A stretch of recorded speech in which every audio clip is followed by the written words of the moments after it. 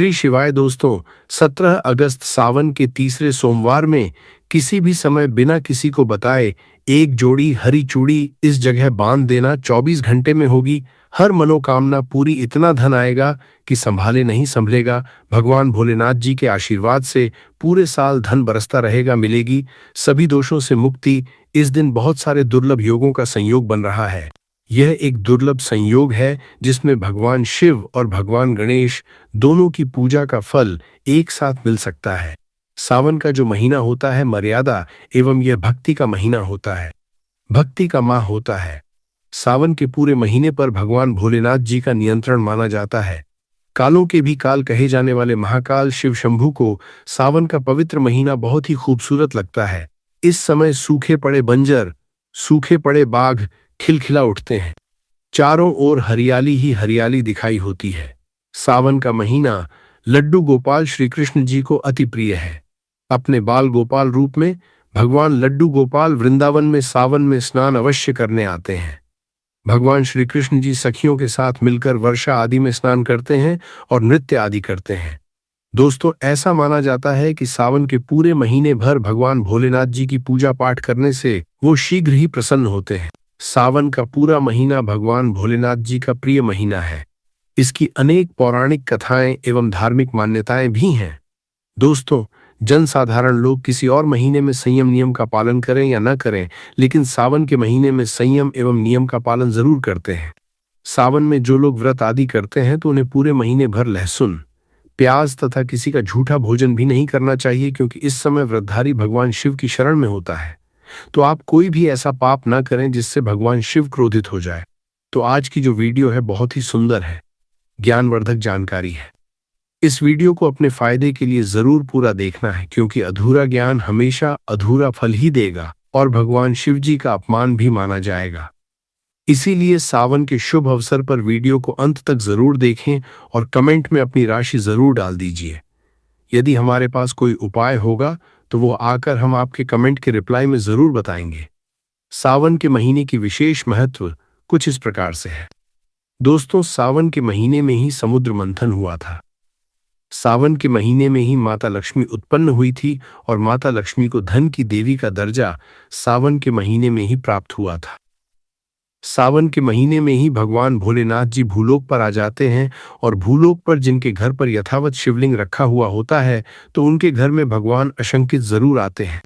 दोस्तों, इस माह में भगवान विष्णु योग निद्रा में चले जाते हैं तो सृष्टि का जो भार होता है वो भगवान भोलेनाथ संभालते हैं। तो आज की जो वीडियो का विषय है बहुत ही सुंदर है कि इस वृक्ष पर 2 जोड़ा हरी चूड़ी आपकी हर इच्छा शीघ्र ही पूर्ण होगी। और इस वृक्ष पर सावन में अगर हरी चूड़ी बांधते हैं तो आपकी सभी मनोकामना शीघ्र ही पूर्ण होगी ही होगी और आपका आने वाला समय भी सुगमता पूर्वक से गुजरेगा और कैसी भी आपके जीवन में जो परेशानी चल रही हो वो परेशानी भी समाप्त हो जाएगी। अच्छी चूड़ी सभी समुदाय के लोग पहनते हैं। कोई इसे बैंगल्स बोलता है तो कोई इसे करें तो कोई इसे चूड़ी आदि बोलता है, लेकिन चूड़ी का महत्व सर्वप्रिय है। देवी देवताओं को अति आकर्षित करने वाली चूड़ियां मानी जाती हैं, खासकर माता रानी जो महिला चूड़ी पहनकर। दोस्तों, अगर आप भी भोलेनाथ जी के सच्चे भक्त हैं तो कमेंट बॉक्स में ओम नमः शिवाय जरूर लिखना, और अगर आप भोलेनाथ से प्यार करते हैं तो एक लाइक जरूर करेंगे।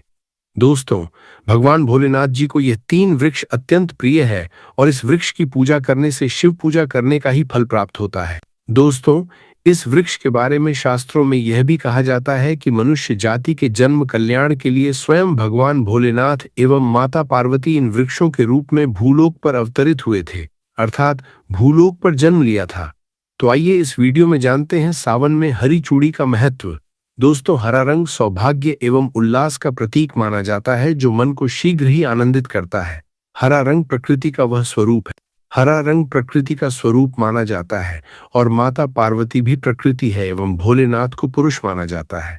दोस्तों, हरे रंग का उदाहरण कुछ इस प्रकार से है जैसे सावन में भगवान शिव जी को चढ़ाए जाने वाले बेलपत्र, धतूरा, भांग एवं दूब हरे रंग की होती है। दोस्तों, प्रकृति निर्माण करने वाले भगवान भोलेनाथ हरे रंग से अति शीघ्र ही प्रसन्न होते हैं। सावन में जो महिला हरे रंग की चूड़ी पहनती है, हरे वस्त्र धारण करती है, उन्हें अखंड सौभाग्य की प्राप्ति होती है। दोस्तों, इसीलिए कहा जाता है जितनी भी माताएं बने हैं उन्हें पूरे सावन के महीने में हरे रंग की चूड़ी जरूर पहननी चाहिए, हरे वस्त्र जरूर धारण करने चाहिए। सावन के महीने में जो माताएं बहनें भगवान भोलेनाथ की पूजा करती हैं, शिव प्रकृति है, ऐसी माता बहनों को हरे रंग के वस्त्र धारण करने चाहिए और भूलकर भी सावन के महीने में नीले और काले वस्त्र किसी भी महिला को कदापि नहीं पहनने चाहिए। ऐसा माना जाता है कि इस रंग के कपड़े पहनने से महिला के पति पर कष्ट आते हैं और उनके पति की आयु कम हो जाती है। तो दोस्तों, इस वृक्ष पर किसी भी सावन सोमवार के दिन या सावन में किसी भी समय जरूर बांधे। हरी चूड़ी दुर्भाग्य आपका सौभाग्य में बदल जाएगा भी। आपके ऊपर परेशानी हो, गरीबी हो, कष्ट हो, कर्ज हो, तकलीफ हो, जीवन में जो परेशानी हो, वो सारी समस्याएं समाप्त हो जाएंगी। दोस्तों, केवल एक ही सोमवार के दिन अगर आप यह उपाय करते हैं, हरी चूड़ी इस वृक्ष पर बांधते हैं, तो आपके जन्म जन्मांतर की गरीबी भी मिट जाती है और शीघ्र ही आपके एक ही सोमवार के दिन यह उपाय करने से मनोकामना पूर्ण होगी। तो दोस्तों, वो वृक्ष कौन से हैं, आइए जानते हैं। प्रथम वृक्ष है शमी का वृक्ष। शमी के वृक्ष के बारे में ध्यान से सुनिए। तो शमी का वृक्ष माता पार्वती का एवं भगवान भोलेनाथ जी का मिश्रित स्वरूप कहा जाता है। इसलिए दोस्तों, शमी के वृक्ष को उमाश्वर वृक्ष भी कहा जाता है। पूरे सावन भर शमी के वृक्ष पर माता पार्वती एवं भगवान भोलेनाथ जी का वास माना जाता है। सावन के महीने में गोधली बेला पर प्रदोष काल के समय, अर्थात दोस्तों जब न ही दिन हो और न ही रात, अर्थात संध्या काल के समय, तो इस वृक्ष को संध्या काल के समय में गोधली बेला में या फिर प्रदोष समय में इस वृक्ष को छूने से पाप, दोष, कष्ट एवं परेशानी केवल सावन के महीने में छूने मात्र से समाप्त हो जाती है। दोस्तों, सावन के पवित्र महीने में अगर शमी वृक्ष की जड़ पर कच्चा दूध डाला जाए, यह कायदा है, तो भगवान शिव शीघ्र ही प्रसन्न होते हैं एवं माता पार्वती का ढेर सारा आशीर्वाद प्राप्त होता है। दोस्तों, शमी के वृक्ष का महत्व कुछ इस प्रकार से है। भगवान राम रावण पर आक्रमण करने के पूर्व भगवान राम ने शमी वृक्ष की पूजा की थी और पांडवों ने अपने दिव्य हथियार भी शमी के वृक्ष के नीचे में दबाए थे। शमी का वृक्ष जिस घर में लगा होता है, उस घर का कल्याण हो जाता है और उस घर में सभी प्रकार के भौतिक सुखवास माना जाता है। तो दोस्तों, सावन के किसी भी सोमवार के दिन शमी वृक्ष पर उमाश्वर का ध्यान करते हुए 2 जोड़ी हरी चूड़ी एवं हरे रंग का रिबन जरूर बांधना चाहिए, या फिर हरे कलर का जो भी आपको श्रृंगार आदि मिल जाए वो आपको जरूर बांधना चाहिए, जैसे कि हरे रंग की मेहंदी, हरे रंग की बिंदी आदि या हरी चूड़ियां जरूर बांधनी चाहिए। दोस्तों, कैसी भी आपकी मनोकामना हो वो एक ही बार में पूर्ण हो जाएगी, क्योंकि इस खास समय पर यानी सावन के समय में भगवान शिव खास तौर पर वास करने आते हैं धरती पर और शमी के वृक्ष में स्थायी रूप से वास करते हैं। शमी का वृक्ष छूने मात्र से आपकी मनोकामना शीघ्र ही पूर्ण हो जाएगी। पूरे सावन भर अगर शमी के पत्ते भोलेनाथ जी को उनकी पूजा में चढ़ाते हैं, तो इससे अष्टलक्ष्मी आपके घर में वास करती है। आपके घर में कैसी भी गरीबी हो, दरिद्रता हो, दुख हो, परेशानी हो, गरीबी हो, बीमारी हो, सब समाप्त हो जाती है और पूर्ण रूप से आपके घर में भौतिक सुख आकर के निवास करने लगते हैं। दोस्तों, दूसरा वृक्ष है धतूरे का वृक्ष। धतूरे का वृक्ष भगवान भोलेनाथ जी के उग्र रूप काल भैरव के अंश से उत्पन्न हुआ है। ऐसी मान्यता है कि शिवलिंग पर धतूरे के पत्ते या पुष्प फल चढ़ने से राहु केतु एवं शनि के कुप्रभाव समाप्त होते हैं। धतूरे के वृक्ष पर सावन के किसी भी सोमवार के दिन अगर 2 जोड़ी हरी चूड़ी बांधे तो शत्रुओं से छुटकारा मिलता है एवं शत्रुओं का सर्वनाश होता है। और दोस्तों, सावन सोमवार के दिन धतूरा का वृक्ष छूने मात्र से भगवान शिव आपके घर में दौड़े चले आएंगे। दोस्तों, अगर सावन के किसी भी शनिवार के दिन धतूरा के वृक्ष पर बाबा काल भैरव का ध्यान करते हुए हरी चूड़ी अगर बांधी जाए तो घर से भूत प्रेत बाधाएं सब नष्ट हो जाती हैं, भस्म हो जाती है। एवं छोटे से धतूरे की जड़ अगर घर के किसी भी कोने में छुपा दी जाए या घर में जमीन में गांठ दी जाए तो भूत प्रेत इत्यादि का वास घर में कभी नहीं होता है। घर से सभी बाधाएं शिव के वास होने से भाग जाती हैं। दोस्तों, जो तीसरा वृक्ष है वो है बेल का वृक्ष। अगर भगवान शिव को बेलपत्र न चढ़ाए जाएं तो सावन का व्रत अधूरा माना जाता है और बिना पत्र चढ़ाए ही शिवलिंग पर जल भी व्यर्थ हो जाता है। इसलिए जब भी आप भगवान शिव पर बेलपत्र चढ़ाएं तो 5 बेलपत्रों के ऊपर श्री राम अवश्य लिखें इससे भगवान शिव शीघ्र और अत्यंत प्रसन्न हो जाते हैं। दोस्तों, सावन में बेल वृक्ष को छूने से कई तीर्थों के दर्शन का लाभ प्राप्त होता है। सावन में इस वृक्ष को क्यों छूना जरूरी है, आइए जानते हैं बेल वृक्ष की महिमा। मैं आप लोगों को कई कथाओं में बता चुका हूं कि बेल का वृक्ष माता पार्वती का स्वरूप माना गया है।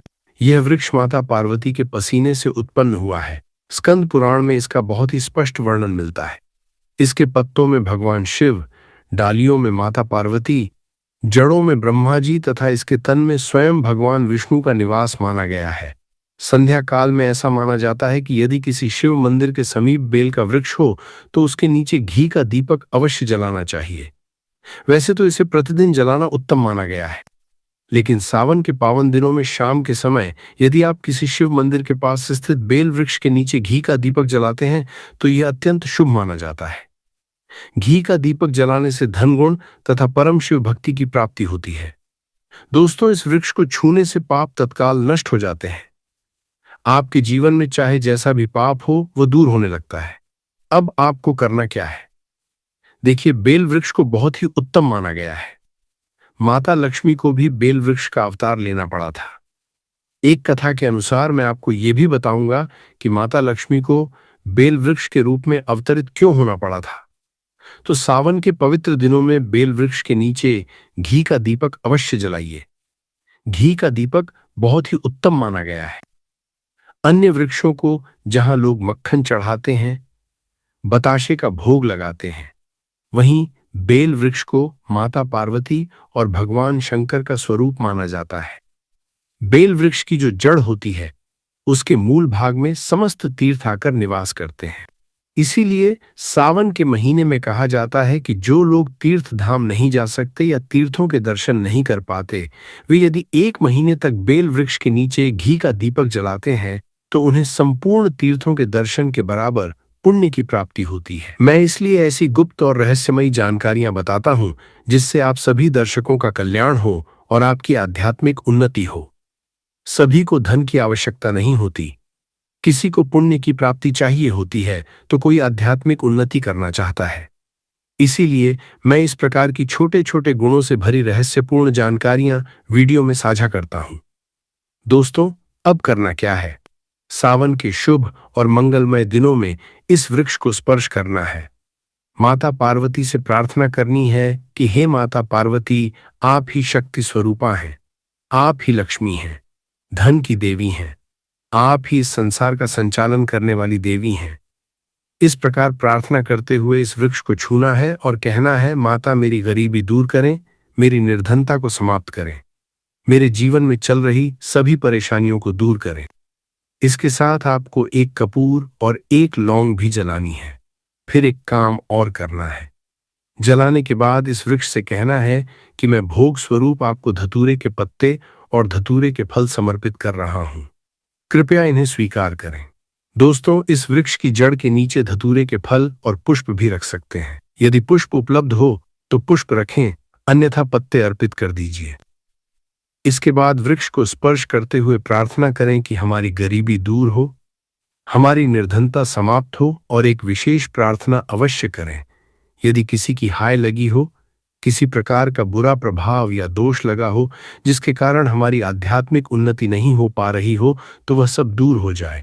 यदि शनि, राहु, केतु का दुष्प्रभाव हो, नवग्रहों में से कोई ग्रह पीड़ा दे रहा हो या किसी प्रकार का पितृदोष लगा हो तो वह भी समाप्त हो जाए, क्योंकि पितृदोष के कारण व्यक्ति की आध्यात्मिक उन्नति में बाधा आती है। इसलिए प्रार्थना करें कि हे माता, समस्त प्रकार के दोषों को दूर करें, उन्हें अपने भीतर समाहित कर हमें दोष मुक्त करें। इस प्रकार आपको ये प्रार्थना करनी है और एक कार्य अवश्य करना चाहिए। आपको सावन के समय धर्मशास्त्रों में कहा गया है, बहुत सारे लोग भी बताते हैं, हमारे गुरुजी भी कहा करते थे कि सावन के दिनों में यदि बेल के वृक्ष की जड़ में मिश्री युक्त दूध अर्पित किया जाए तो यह अत्यंत शुभ माना जाता है। मिश्री जो खड़ी खड़ी आती है, आप सभी दर्शकों को उसके बारे में अवश्य पता होगा, वह शक्कर की तरह होती है। यदि आप मिश्री मिला हुआ दूध बेल वृक्ष की जड़ में अर्पित करते हैं तो ऐसा कहा गया है कि ऐसा व्यक्ति कभी निर्धन नहीं होता। यदि किसी व्यक्ति से माता लक्ष्मी रुष्ट हो चुकी हो तो भी इस उपाय से माता लक्ष्मी प्रसन्न होती हैं। ऐसे व्यक्ति के जीवन में धन का अभाव नहीं रहता, वह निरोग रहता है और उसे निरोग काया की प्राप्ति होती है। आप चाहें तो यही क्रिया नीम के वृक्ष पर भी कर सकते हैं। नीम के वृक्ष में माता लक्ष्मी का निवास माना गया है। समस्त देवी शक्तियां भी उसमें निवास करती हैं। सावन के शुभ और मंगलमय दिनों में आप अपनी सामर्थ्य के अनुसार एक गिलास या तांबे के लोटे में दूध लेकर उसमें मिश्री मिलाएं और उस दूध को नीम के वृक्ष की जड़ में अर्पित करें। आपको मीठा दूध ही चढ़ाना है और गरीबी दूर होने की प्रार्थना करनी है। जिन लोगों पर कर्ज का भार है वे यह प्रार्थना कर सकते हैं कि हमारे कर्ज का बोझ दूर हो जाए।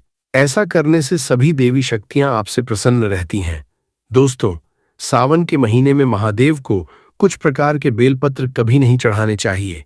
इन्हें बहुत अशुभ माना गया है। पौराणिक मान्यताओं के अनुसार बेलपत्र चढ़ाने से भगवान शिव का मस्तक शीतल रहता है। बेलपत्र से भगवान शिव की पूजा करने पर दरिद्रता दूर होती है और व्यक्ति सौभाग्यशाली बनता है। इससे हनुमान जी भी प्रसन्न होते हैं क्योंकि उन्हें भगवान शिव का ही अंशावतार माना गया है। दोस्तों, पहले ये जान लेते हैं कि बेलपत्र के उपयोग और उसके लाभ क्या है। दोस्तों, नंबर 1, तीनों लोकों में जितने भी प्रसिद्ध तीर्थ स्थल हैं वे सभी बेल वृक्ष के मूल भाग में स्थित माने गए हैं।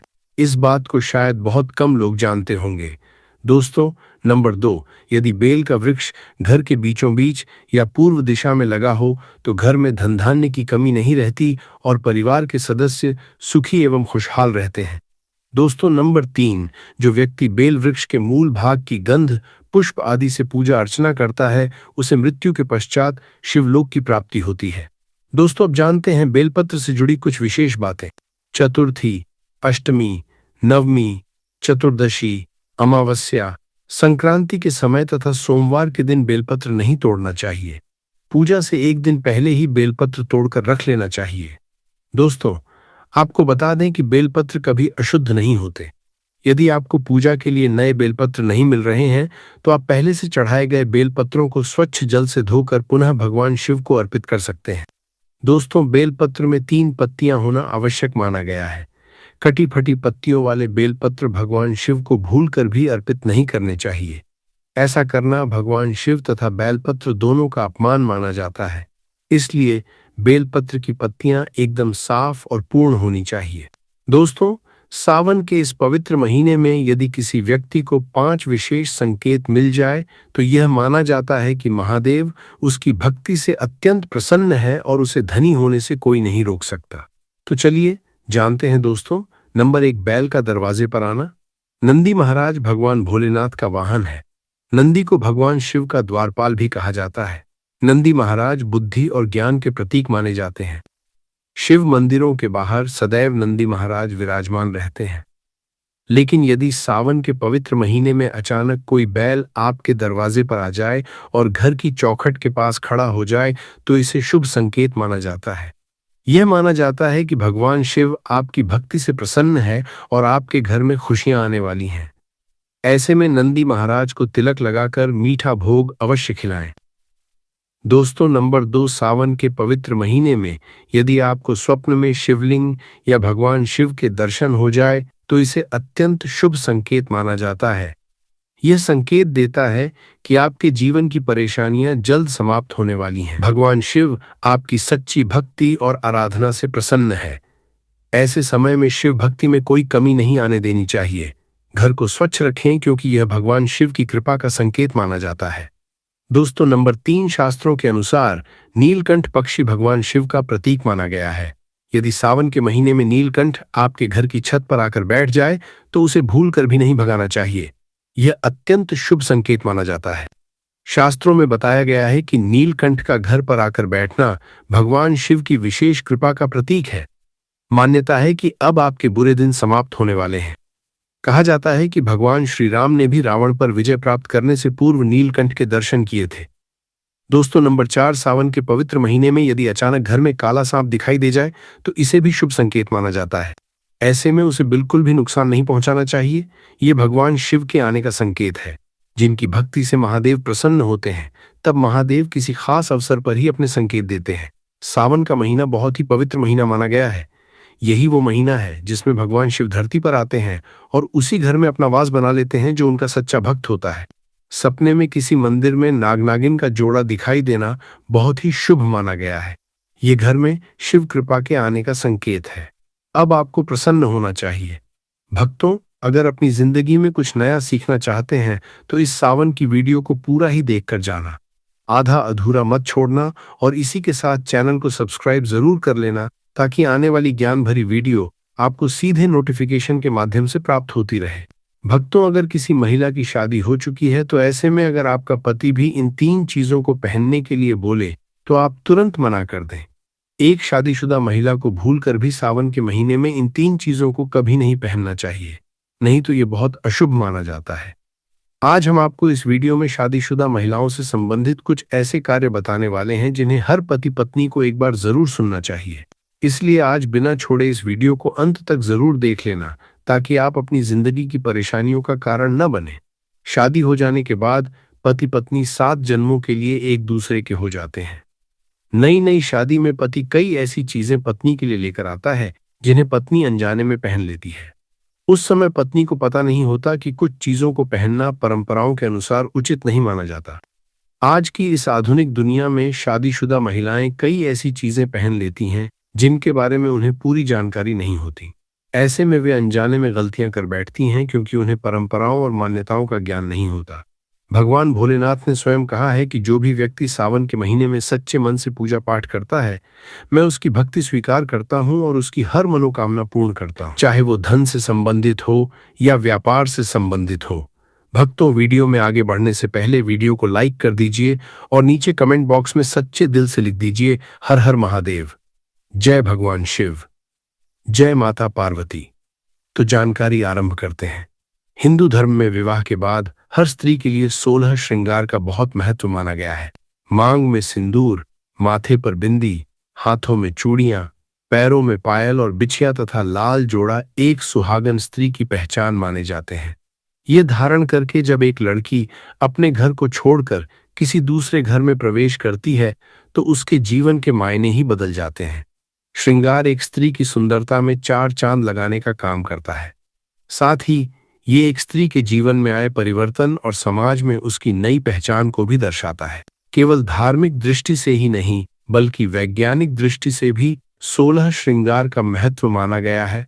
16 श्रृंगार में उपयोग होने वाली हर वस्तु का अपना अलग महत्व होता है। हिंदू धर्म को मानने वाली प्रत्येक सुहागन स्त्री अपने पति की लंबी आयु और सुखी जीवन की कामना के साथ सावन सोमवार का व्रत रखती है और 16 श्रृंगार धारण करती है। परंतु कुछ ऐसी चीजें भी होती हैं जिन्हें महिलाओं को नहीं पहनना चाहिए। अब यहाँ कुछ भक्त ऐसे भी होंगे जो हमारी बातों को हल्के में लेंगे क्योंकि उन्हें इन मान्यताओं की जानकारी नहीं है।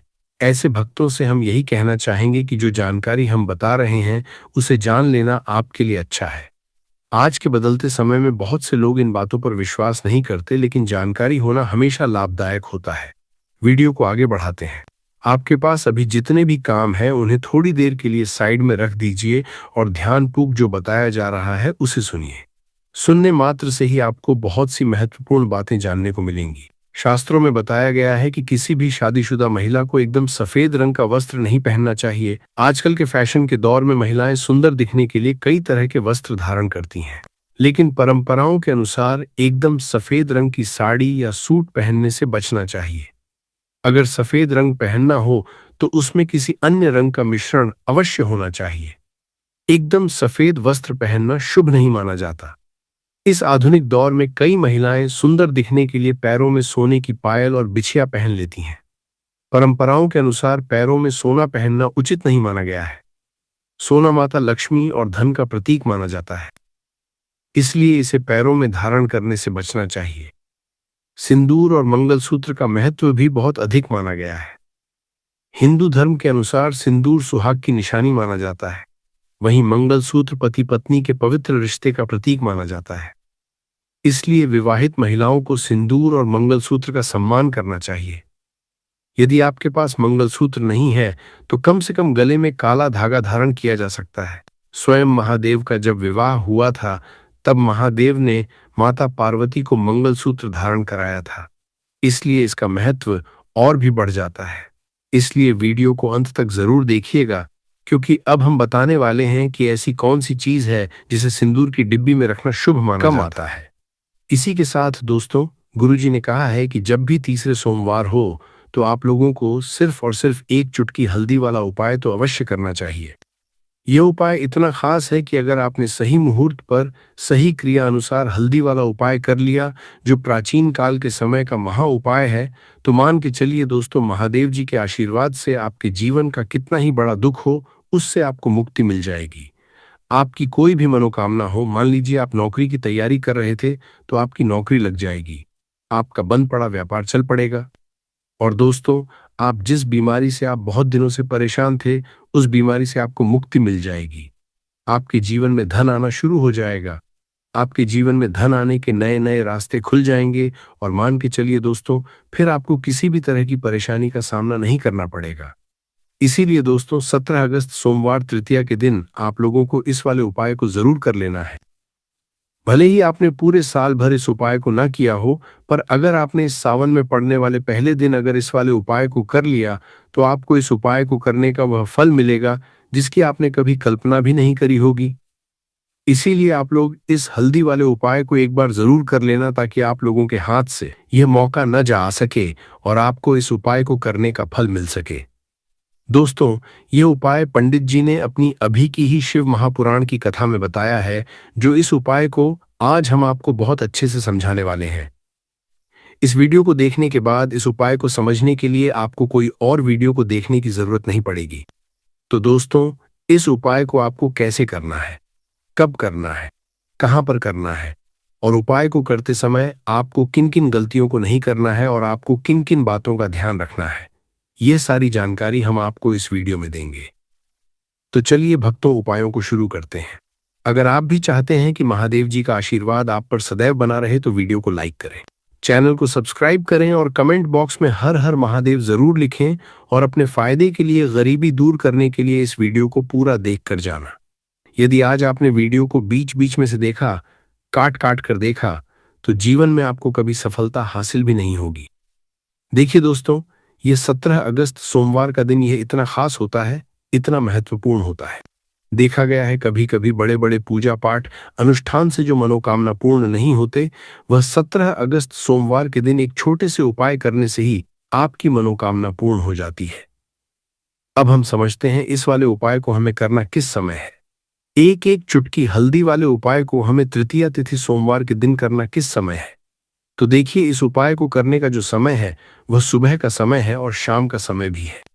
अब देखिए, यहाँ पर हम मुख्य रूप से सुबह का समय नहीं बोलेंगे, क्योंकि 17 अगस्त सोमवार का दिन है और इस दिन प्रदोष काल के समय का बहुत महत्व होता है। बाकी अगर सुबह के समय भी करेंगे तो भी अच्छा होगा, उसमें कोई भी दिक्कत वाली बात नहीं है। तो चलिए जानते हैं इस विशेष उपाय के बारे में।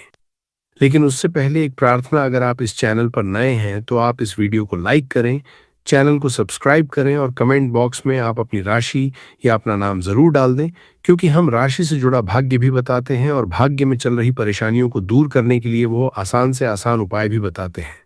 तो चलिए अब हम अपने सबसे पहले उपाय की बात कर लेते हैं। शेष भगवान शिव और माता पार्वती और विष्णु भगवान का पूजन किया जाता है। अब साथ ही साथ सोमवार का दिन भी पड़ गया है, तो ऐसा समझ लीजिए आपके जीवन में धन भी आएगा, सुख भी आएगा, धन बढ़ेगा भी, और साथ ही साथ आपके जीवन के सारे संकटों को भगवान शिव जी दूर कर देंगे।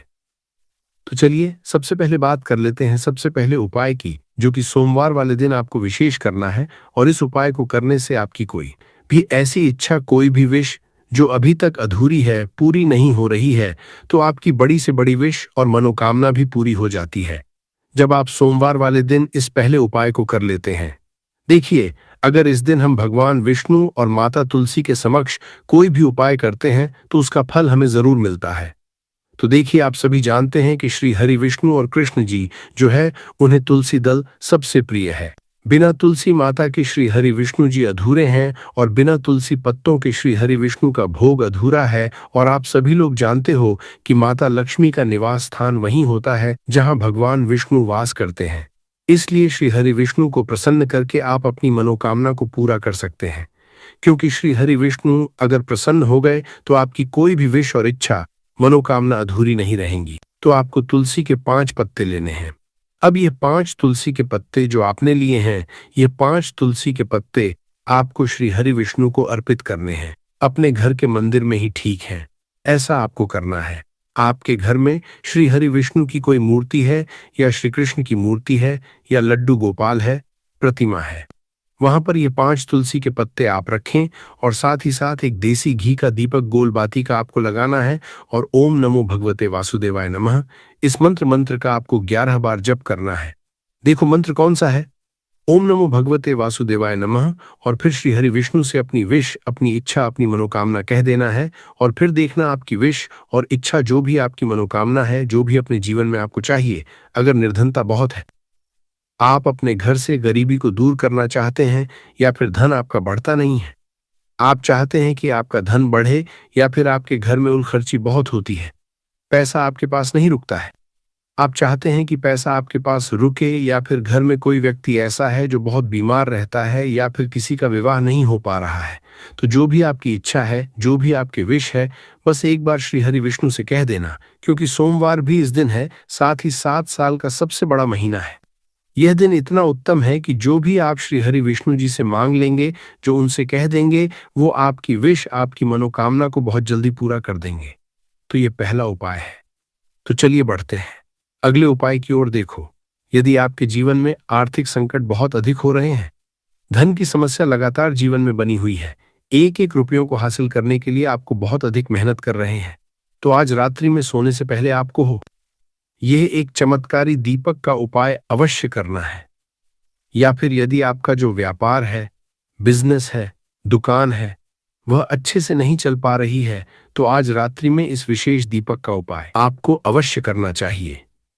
देखो दोस्तों, दीपक हमारे घर में सभी नकारात्मक शक्ति को बाहर करता है। यह उपाय आपको साल में केवल एक बार करने का ही मौका मिलता है। देखिए, इस उपाय के लिए आपको तुलसी जी की जो सूखी लकड़ी होती है, उसे ले लेना है। देखिए दोस्तों, यदि आपके पास पुरानी तुलसी जी की लकड़ी है, तो उसे आप ले सकते हैं, और यदि आपके घर में तुलसी जी जो लकड़ी है वह सूखी हुई है, तो उसकी लकड़ी आप तोड़ करके इस्तेमाल कर सकते हैं। लेकिन आपको ध्यान रखना है कि सूर्यास्त से पहले पहले ही आपको ये जो तुलसी जी की लकड़ी है, इससे अवश्य ही तोड़ लेना है।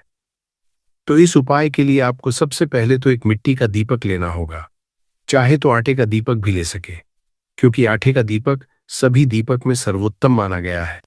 इस दीपक के अंदर आपको शुद्ध घी का प्रयोग करना होगा, और इसे दीपक के अंदर आपने जो तुलसी जी की लकड़ी ली है उसे भी रख देना है।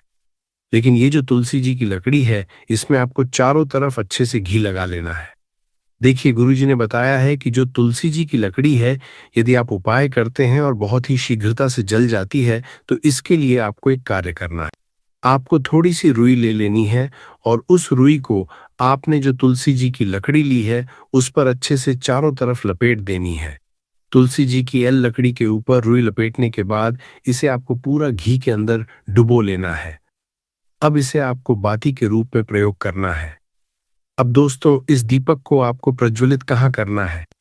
तो इस दीपक को आपको या तो भगवान विष्णु के सामने प्रज्वलित करना होगा, या फिर आपको भगवान श्री राम के सामने प्रज्वलित करना होगा, या फिर भगवान कृष्ण के सामने, यानी कि भगवान विष्णु के जो भी अवतार हैं उनके सामने आप यह दीपक प्रज्वलित कर सकते हैं, या फिर आप इस दीपक को माता तुलसी जी के सामने भी प्रज्वलित कर सकते हैं। पूज्य गुरुजी ने बताया है कि जो भी व्यक्ति इस तरह से तुलसी जी की डंडी से यह दीप दान कर देता है, उसके जीवन में कभी भी धन की समस्या नहीं होती है। इसीलिए आपको यह पूरे साल में केवल एक बार ही मौका मिलता है। इस उपाय को करके देखना, आपकी सभी इच्छाएं जरूर पूर्ण होंगी। यह जो उपाय है रात्रि में सोने से पहले करना है। बात करते हैं अब अगले उपाय की। बात करते हैं अगले उपाय की। अब बताते हैं तुलसी के गमले में आपको वो कौन सी चीज डालनी है जिस उपाय को करने से आप अपने जीवन में महाधन बन जाएंगे। इतना धन आपको मिलेगा कि कभी भी आपके धन में कमी नहीं आएगी, कभी भी आपका धन बर्बाद नहीं होगा। आपके पैसे की बर्बादी बिल्कुल आपके जीवन से रुक जाएगी। और जो लोग कहते हैं कि घर में पैसा तो आता है, पैसा रुकता नहीं है और पैसा बढ़ता नहीं है, वृद्धि नहीं हो रही है, उन्हें भी विशेष यह दूसरा उपाय सोमवार वाले दिन जरूर करना चाहिए। तो देखिए, पहले ही आपको बता दिया कि श्री हरि विष्णु की पूजा और उनका भोग श्री मतलब तुलसी मैया के बिना अधूरा है। है ना? और तुलसी मैया जो है वो श्री हरि विष्णु के बिना अधूरी है। तो देखिए, जब भी आप तुलसी का कोई उपाय करेंगे तो सीधे सीधे आप श्री हरि विष्णु और श्री कृष्ण जी को प्रसन्न कर लेते हैं। अब व्यक्ति को, यानी जो भी व्यक्ति है, किस व्यक्ति को कितना धन देना है, ये श्री हरि विष्णु के हाथ में होता है। धन देने का काम माँ लक्ष्मी करती है, जो कि माँ तुलसी का ही एक रूप है। माँ तुलसी जो है ये माता लक्ष्मी का ही स्वरूप है ना? तो आपको करना क्या है? आपको लेनी है यहाँ पर हल्दी पिसी हुई, जो कि श्री हरि विष्णु से जुड़ी हुई है, आपके गुरु ग्रह से जुड़ी हुई है, आपकी कुंडली में गुरु को मजबूत करती है, सुख सौभाग्य को खींचने का काम करती है, धन को बढ़ाने का काम करती है। तो एक चुटकी पिसी हुई हल्दी आपको लेनी है, और यह पिसी हुई सूखी हल्दी ही आपको अपने गमले में, तुलसी का पौधा जिस गमले में लगा है उसमें अच्छे से इस हल्दी को डालना है। ठीक है ना? और ओम नमो भगवते वासुदेवाय नमः इस मंत्र का जाप करना है। कितनी बार? कम से कम 11 बार जाप करना है। ओम नमो भगवते वासुदेवाय नमः इस मंत्र का जाप करते रहना, और हल्के हल्के से तुलसी के पौधे में आपको पूरे गमले में पिसी हुई हल्दी का छिड़काव करना है। तो देखिए, जो व्यक्ति इस उपाय को सोमवार के दिन कर लेता है, ऐसा समझ लीजिए अपने जीवन से नहीं आने वाली 7 पीढ़ियों के जीवन से निर्धनता और गरीबी को दूर कर देता है। क्योंकि हल्दी जो है ना, यह साधारण नहीं है। हल्दी इतनी उत्तम होती है कि रातों रात आपके जीवन में चमत्कार करती है। आपने देखा होगा कि कोई भी शादी होती है, विवाह होता है ना? कोई भी ऐसा शुभ काम हम करते हैं, उसमें हल्दी जरूर लेते हैं। गृह प्रवेश जब हम करते हैं तो हल्दी के स्वस्तिक का निर्माण करते हैं। कोई भी अच्छा काम करने जा रहे हैं, हल्दी उसमें लेते हैं, और हल्दी जो है यह आपके गुरु ग्रह को मजबूत कर देती है। अगर कुंडली में गुरु कहीं ना कहीं मजबूत है तो इससे उत्तम उपाय आपको, ऐसा समझिए, सोमवार का मिलेगा नहीं। बहुत ही उत्तम उपाय है। तुलसी के गमले में एक चुटकी पिसी हुई हल्दी डालना है, तो यह बहुत ही उत्तम उपाय है।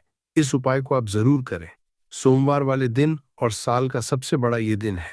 तो इस उपाय को करने से श्री हरि विष्णु आपसे न केवल प्रसन्न होते हैं, आपसे इतना प्रसन्न हो जाते हैं कि जीवन में कभी आपके गरीबी और निर्धनता को नहीं आने देते हैं। तो चलिए अब बात कर लेते हैं अपने तीसरे उपाय की, जो कि मुख्य द्वार से जुड़ा हुआ है, और ये उपाय है स्थिर लक्ष्मी के वास के लिए है। ऐसा पैसा आपके घर में आएगा जो आपके घर में ही रुकेगा। ऐसा पैसा कभी आपके घर में नहीं आएगा जो आपके घर से जाएगा और विशेषकर फिजूल खर्ची में जाए। अब आधे से ज्यादा लोगों की यही समस्या होती है कि घर में पैसा तो आता है लेकिन बहुत जल्दी घर से चला जाता है, या फिर फिजूल खर्ची में चला जाता है। तो धन की बर्बादी जिन लोगों के घर में हो रही है, उन्हें विशेषकर यह दूसरा उपाय करना है। जिन लोगों के पास बिल्कुल पैसा आना बंद हो गया है, सर पर लगातार कर्जा बढ़ रहा है, उन्हें भी ये तीसरा उपाय करना है। तो देखिए, आपको फिर से क्या लेना है? हल्दी लेनी है पीसी हुई, जो कि श्री हरि विष्णु से ही जुड़ी हुई है ना? पीसी हुई हल्दी लेनी है और थोड़ा सा पानी डालकर उसका गाढ़ा गाढ़ा आपको पेस्ट बना लेना है। अब इसी हल्दी से आपको अपने घर में स्वस्तिक बनाने हैं। कितने स्वस्तिक? एक स्वस्तिक आपको बनाना है अपनी तिजोरी पर, जिसमें आप पैसा रखते हैं। चाहे तो आप संदूक में रखते हैं, अलमारी में रखते हैं, जिस चीज में भी पैसा रखते हैं, बस वहां पर हल्दी से एक स्वस्तिक बनाना है। दूसरा स्वस्तिक आपको कहाँ बनाना है?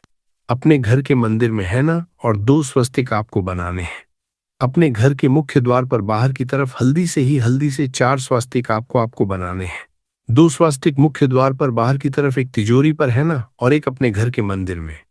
बस ये उपाय आपने सोमवार वाले दिन कर लिया तो देखिए, जो धन की तिजोरी है उसमें पैसा भरा रहे। कभी भी धन की तिजोरी धन से खाली नहीं होगी, क्योंकि जहां पर हल्दी का स्वस्तिक होता है वहां कभी धन की कमी नहीं होती है। हमेशा वहां पर धन की देवी माता लक्ष्मी वास करती हैं, क्योंकि हल्दी किससे जुड़ी हुई है? श्री हरि विष्णु से। और मां लक्ष्मी कहाँ होती है? जहां श्री हरि विष्णु वास करते हैं। अब बात करें कि आपके घर का मंदिर जो है उसमें अगर आप एक स्वस्तिक बनाते हैं तो आपके घर से ऊर्जा जो है, पूरे घर में ऊर्जा फैलती है ना? तो आपके घर में पॉजिटिव एनर्जी बढ़ती है, सकारात्मक ऊर्जा बढ़ाती है। जब आप अपने घर के मंदिर में हल्दी का स्वस्तिक बनाते हैं, आपके घर से बुरी शक्तियां, नेगेटिव एनर्जी जैसी चीजें बिल्कुल आपके घर में नहीं रुकती हैं। मुख्य द्वार तो इतना उत्तम होता है कि मुख्य द्वार से ही माँ लक्ष्मी की नजर सबसे पहले आपके मुख्य द्वार पर ही पड़ती है। और मुख्य द्वार पर अगर आपने हल्दी के स्वस्तिक बना दिए तो माँ लक्ष्मी देखते ही प्रसन्न हो जाती है, क्योंकि यह श्री विष्णु से जुड़ी हुई है ना। और हल्दी के स्वस्तिक जहां पर जो व्यक्ति अपने घर के मुख्य द्वार पर बनाते हैं, ऐसा समझ लीजिए माँ लक्ष्मी उनके घर में वास करती ही करती है और कभी भी ऐसे घर को फिर छोड़कर नहीं जाती है। स्थिर लक्ष्मी का वास आपके घर में होगा। यह हल्दी के स्वस्तिक वाला उपाय सोमवार के दिन बहुत ही उत्तम है। साथ ही साथ कोशिश करें कि इस दिन गाय माता को हरी घास अवश्य खिलाएं और एक पानी का घड़ा भरा हुआ किसी भी तरह से न हो तो मंदिर में जरूर दान करें। दोस्तों, यह उपाय पंडित जी ने अपनी अभी की ही शिव महापुराण की कथा में बताया है, जिसे आज हम आपको बहुत अच्छे से समझाने वाले हैं।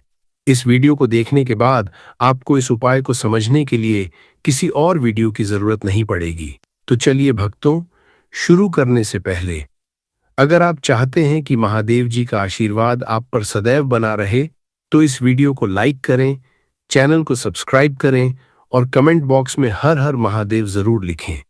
और अपने फायदे के लिए, गरीबी दूर करने के लिए इस वीडियो को पूरा देखकर जाना, क्योंकि अगर आज आपने वीडियो को बीच बीच से काट काट कर देखा तो जीवन में आपको वो सफलता हासिल नहीं होगी जो आज मिलनी तय है।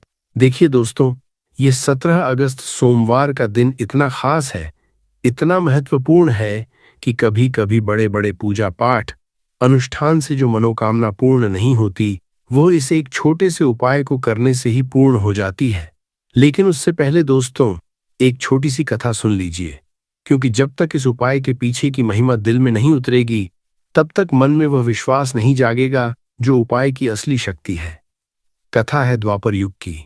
एक निर्धन ब्राह्मण था जिसका नाम था सुदामा नहीं, पर उसी जैसी दशा थी।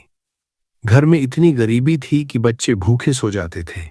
वह हर सोमवार भगवान शिव के मंदिर जाता, पर मन में हमेशा एक ही सवाल रहता, हे महादेव, मैं इतनी पूजा करता हूं, फिर भी मेरे घर में यह हाल क्यों। एक रात स्वप्न में उसे एक वृद्ध साधु दिखे। साधु ने कहा, तुमने पूजा तो की, पर तुमने कभी माता तुलसी और श्रीहरि को साथ में नहीं जोड़ा। जहां शिव और विष्णु दोनों की कृपा एक साथ मिलती है, वहीं लक्ष्मी ठहरती हैं। ब्राह्मण जागा और अगले सोमवार उसने तुलसी के पत्ते श्रीहरि को अर्पित किए, घी का दीपक जलाया और मन ही मन अपनी मनोकामना कह दी। कहते हैं कुछ ही महीनों में उसके घर धन धान्य से भर गया।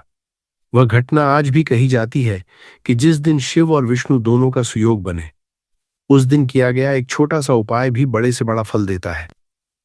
और दोस्तों, ठीक यही सुयोग आज है। सोमवार का दिन, तृतीया तिथि और सावन का महीना। तो अब हम समझते हैं इस पहले उपाय को हमें करना किस समय है। इस उपाय को करने का समय सुबह भी है और शाम भी, लेकिन दोस्तों यहां हम मुख्य रूप से सुबह का समय नहीं बताएंगे, क्योंकि 17 अगस्त सोमवार के दिन प्रदोष काल के समय का बहुत महत्व होता है। हाँ, अगर सुबह के समय भी कर लें तो उसमें कोई दिक्कत वाली बात नहीं। तो चलिए अब बात करते हैं पहले उपाय की। देखिए, अगर इस दिन हम भगवान विष्णु और माता तुलसी के समक्ष कोई भी उपाय करते हैं तो उसका फल हमें जरूर मिलता है। आप सभी जानते हैं, श्रीहरि विष्णु और कृष्ण जी को तुलसी दल सबसे प्रिय है। बिना तुलसी माता के श्रीहरि विष्णु अधूरे हैं और बिना तुलसी पत्तों के श्रीहरि विष्णु का भोग अधूरा है। और आप सभी जानते हैं कि माता लक्ष्मी का निवास स्थान वहीं होता है जहां भगवान विष्णु वास करते हैं। इसलिए श्रीहरि विष्णु को प्रसन्न करके आप अपनी मनोकामना को पूरा कर सकते हैं, क्योंकि श्रीहरि विष्णु अगर प्रसन्न हो गए तो आपकी कोई भी इच्छा, कोई भी मनोकामना अधूरी नहीं रहेगी। तो आपको तुलसी के 5 पत्ते लेने हैं। यह 5 तुलसी के पत्ते आपको श्री हरि विष्णु को अर्पित करने हैं, अपने घर के मंदिर में ही। ठीक है, आपके घर में श्री हरि विष्णु की कोई मूर्ति है या श्री कृष्ण की मूर्ति है या लड्डू गोपाल की प्रतिमा है, वहां पर यह 5 तुलसी के पत्ते रखें और साथ ही एक देसी घी का दीपक गोल बाती वाला लगाना है और चो नमो भगवते वासुदेवाय नमः इस मंत्र का 11 बार जप करना है। फिर श्री हरि विष्णु से अपनी इच्छा, अपनी मनोकामना कह देना है। अगर निर्धनता बहुत है, आप अपने घर से गरीबी दूर करना चाहते हैं, या धन बढ़ता नहीं है, या घर में उलखर्ची बहुत होती है, पैसा रुकता नहीं, या घर में कोई व्यक्ति बहुत बीमार रहता है, या किसी का विवाह नहीं हो पा रहा, जो भी आपकी इच्छा है बस एक बार श्री हरि विष्णु से कह देना। क्योंकि सोमवार का दिन है, साथ ही सावन का सबसे बड़ा महीना है, यह दिन इतना उत्तम है कि जो भी आप श्री हरि विष्णु जी से मांग लेंगे वह बहुत जल्दी पूरा हो जाएगा। यह पहला उपाय है। दोस्तों, यहां एक बात रुककर बता दूं, अगर आपको यह जानकारी नई लग रही है, अगर आपको लग रहा है कि अरे ये तो मेरे साथ भी होता है, तो कमेंट बॉक्स में एक बार जरूर लिखिए हर हर महादेव, ताकि महादेव जी को पता चले कि आप उनकी शरण में हैं। और चैनल को अभी सब्सक्राइब कर लीजिए, क्योंकि हर तिथि हर पर्व पर हम ऐसे ही गुप्त उपाय लेकर आते हैं। और बेल आइकन दबाना मत भूलिएगा, क्योंकि वीडियो रात के समय अपलोड होता है और बिना बेल आइकन के यह मौका छूट सकता है। अब चलिए बढ़ते हैं अगले उपाय की ओर। देखिए,